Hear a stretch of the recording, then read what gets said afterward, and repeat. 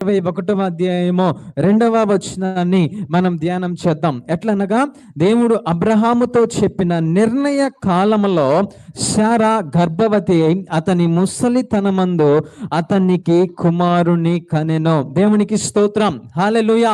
ప్రియులారా, ఇక్కడ చూడగలిగినట్లయితే దేవుడు ప్రతి దానికి కూడా నిర్ణయించి ఉంటాడు ఒక సమయమును, ఒక కాలమును. ఆ కాలము వచ్చేంత వరకు కూడా కష్టములు కానీ, నష్టములు కానీ, శోధనలు కానీ, శ్రమలు కానీ, ఇరుకు కానీ, ఏదైనా సరే మనం దాని గుండా వెళ్తూ ఉండాలి. అలా వెళ్ళినప్పుడు దేవుడు ఏం చేస్తాడంటే నిర్ణయ కాలములు అని మనం పిలుస్తున్నాం. అంటే కొన్ని తర్జుమాల్లో, కొన్ని భాషల్లో ఏమని పిలువబడుతుందంటే ఈ నిర్ణయ కాలములు అంటే పండుగ దినములు అని మనం పిలుస్తుంటారండి. కొన్ని తర్జుమాల్లో మీరు చూడగలిగినట్లయితే పండుగ దినములు అని పిలుస్తారు. అంటే దేవుడు మన జీవితంలో నిర్ణయించినటువంటి పండుగ దినములు అని అర్థం వస్తుంది.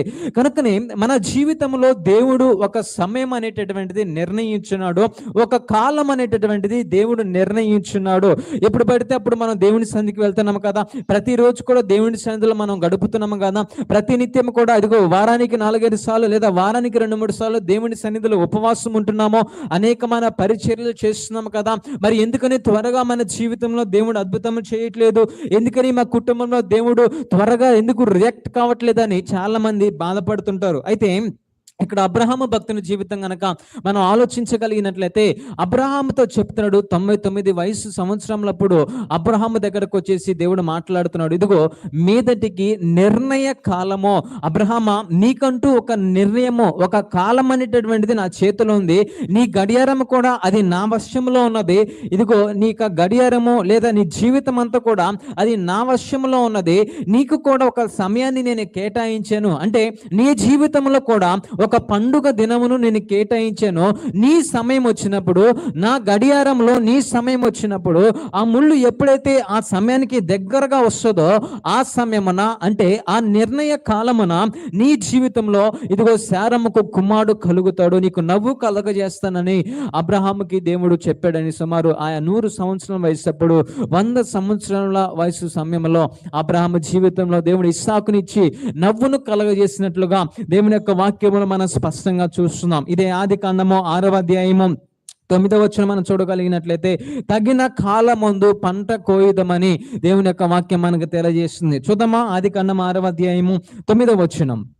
మనము మేలు చేయుట యందు విసుకక యుందుమో, మనము అలయక మేలు చేసితిమి, తగిన కాలమందు పంట కోతుము, in due season we shall reap.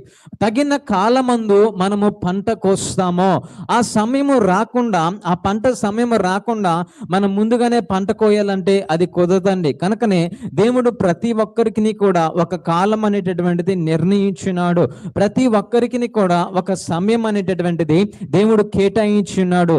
ఆ సమయం వచ్చినప్పుడే నీ జీవితంలో గొప్ప కార్యం అనేటటువంటిది జరుగుతుంది. ఆ సమయం కోసం మనం ఏం చేయాలంటే ఎదురు చూస్తూ ఉండాలి. అబ్రహాము భక్తుడు సుమారు 24 సంవత్సరముల పాటు కూడా ఆ సమయం కోసం ఎదురు చూస్తూ ఉన్నాడండి.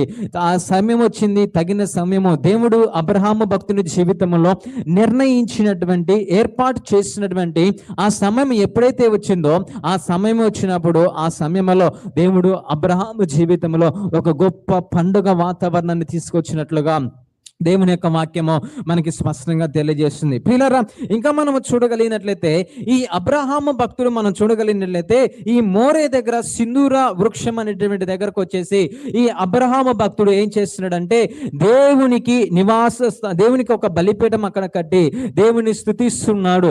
ఎందుకు అలా చేస్తున్నాడంటే ఒకసారి మనం చూద్దాము. ఆ 12వ అధ్యాయం 6వ వచనం చూడగలిగినట్లయితే, అప్పుడు అబ్రహాము షెకెము నందలి యొక్క స్థలము దాకా ఆ దేశ సంచారం చేసి మోరే దగ్గరనున్న సింధూర వృక్షం నొద్దకు చేరెను.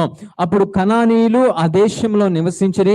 యెహోవా అబ్రహామునకు ప్రత్యక్షమయ్యి నీ సంతానమునకు ఈ దేశం ఇచ్చేదనని చెప్పగా అతడు తనకి ప్రత్యక్షమైన యెహోవాకు ఒక బలిపీఠము కట్టెను. ప్రియులారా, ఇక్కడ మీరు ఆలోచించగలిగినట్లయితే అబ్రహాము భక్తుని జీవితంలో అన్ని కూడా ప్రతికూలతలే వస్తున్నాయి, అబ్రహాము భక్తుని జీవితంలో అన్ని కూడా వ్యతిరేకతలే వస్తున్నాయి. అటువంటిది దేవుడు అబ్రహాము భక్తుని భక్తుని కనానులోకి తీసుకొచ్చిన తర్వాత ఈ అబ్రహాము భక్తుడు ఒక్కడే కానానులో నివసించేటటువంటి సమయంలో ఆ యొక్క దేశంలో కనానీయులు ఉన్నారు. ఆ యొక్క దేశంలో మీరు చూడగలిగినట్లయితే కనానీయులు ఆ దేశంలో నివసించరని వాక్యం సెలవిస్తుంది. అటువంటి దేశంలో ఒంటరిగా వచ్చాడు. కనీసం గజం స్థలము కూడా అబ్రహాము భక్తునికి లేనటువంటి పరిస్థితి, కనీసం కాలు మోపడానికి కూడా స్థలము లేనటువంటి పరిస్థితిలో అబ్రహాము భక్తుడు అటువంటి పరిస్థితిలో ఉన్నాడని, గజము స్థలము కూడా ఆ దేశంలో లేనటువంటి పరిస్థితిలో ఉన్నప్పుడు అబ్రహాము భక్తునితో దేవుడు మాట్లాడుతున్నాడు, అబ్రహామా, ఈ దేశాన్ని నేను నీ సంతానానికి ఇస్తాను. దేవునికి స్తోత్రం, హల్లెలూయా. కనీసం ఉండటానికి కూడా స్థలం లేనటువంటి ఈ అబ్రహాము భక్తునితో దేవుడు ఏమని మాట్లాడుతున్నాడంటే, అబ్రహామా, ఇదిగో ఈ సంతానమునకు ఈ దేశం ఇచ్చేదనని అతడు ప్రత్యక్షమయ్యి యెహోవాకు చెప్పినప్పుడు ఆ ప్రాంతంలో ఆ యొక్క అబ్రహాము భక్తుడు ఒక బలిపీఠమును కట్టినట్లుగా దేవుని యొక్క వాక్యము మనకి స్పష్టంగా తెలియజేస్తుందండి. ప్రియరా, గజము స్థలము కూడా లేనటువంటి, బిడ్డలు లేరు, అబ్రహాము సంతానము లేదు, అయినను కానీ దేవుడు ఏం చెప్తున్నాడు, అబ్రహామా, ఈ దేశాన్ని నేనేం చేస్తాను అంటున్నాడంటే, నీ సంతానానికి ఈ దేశాన్ని నీకు ఇస్తానయ్యా అని అబ్రహాము భక్తుడికి మరలా తను తాను ప్రత్యక్షపరచుకొని అబ్రహాము భక్తునికి ఇచ్చినట్లుగా దేవుని యొక్క వాక్యంలో మనం చూస్తాం. ప్రియులరా, ఇది మనం ఎప్పుడైతే దేవుడు ఆ యొక్క దేశాన్ని ఇచ్చాడో మనం చూడగలిగినట్లయితే, బైబిల్లో మనం చూడగలిగినట్లయితే వాక్యం సెలవిస్తుంది. అపోస్తుల కార్యములు 7వ అధ్యాయము 17వ వచనము చూడగలిగినట్లయితే అది ఎప్పుడు దేవుడు అబ్రహాముకి ఇచ్చాడంటే ఇక్కడ వాక్యం సెలవిస్తుంది. ఒకసారి మనం చూద్దాము. ఆ అపోస్తుల కార్యములు 7వ అధ్యాయము 17వ వచనం కనుక మనం ధ్యానించగలిగినట్లయితే ఇక్కడ మనకు అనిపిస్తుంది, అయితే దేవుడు అబ్రహామునకు అనుగ్రహించిన వాగ్దాన కాలము సమీపించిన కొలది ప్రజలు ఐగుప్తులో విస్తారముగా వృద్ధి పొందిరి. తుదకు యోషేపు ఎరుగని వేరొక రాజు ఐగుప్తును ఏలన ఆరంభించి. చాలండి, ఇక్కడ మనం చూస్తున్నాము, దేవుడు అబ్రహామునకు అనుగ్రహించిన వాగ్దాన కాలము సమీపించిన కొలది.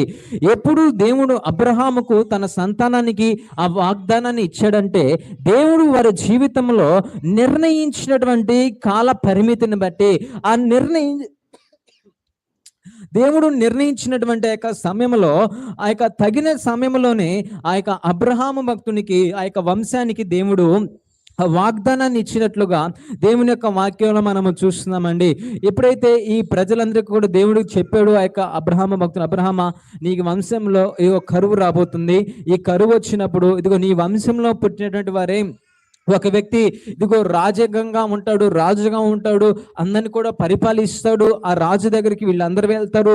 వీళ్ళందరూ వెళ్ళిన తర్వాత ఆ రాజు ఈ ప్రజలందరినీ కూడా పోషిస్తారు, మీ బిడ్డలందరినీ కూడా పోషిస్తాడు. మరలా మంచి దినములు వస్తాయి, మరలా మీ దేశంలో మీ ప్రజల్లో నుంచే అనేక మంది రాజులు లెగుస్తారు, అనేక మంది అధికారులు లెగుస్తారని అబ్రహాము భక్తునికి దేవుడు ముందుగానే చెప్పాడండి.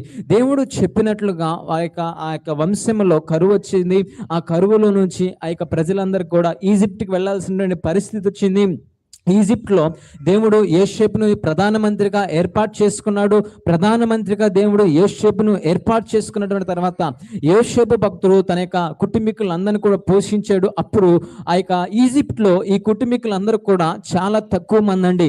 ఎంత తక్కువ మంది, వాళ్ళ ఫ్యామిలీస్ అన్ని కలిసి చాలా తక్కువ మంది మాత్రమే అక్కడ ఉండేటటువంటి వారు. దేవుడు వారిని ఆశీర్వదించడం మొదలుపెట్టిన కొలది వాళ్ళందరూ కూడా మిక్కిలి విస్తారముగా ప్రబలిరి.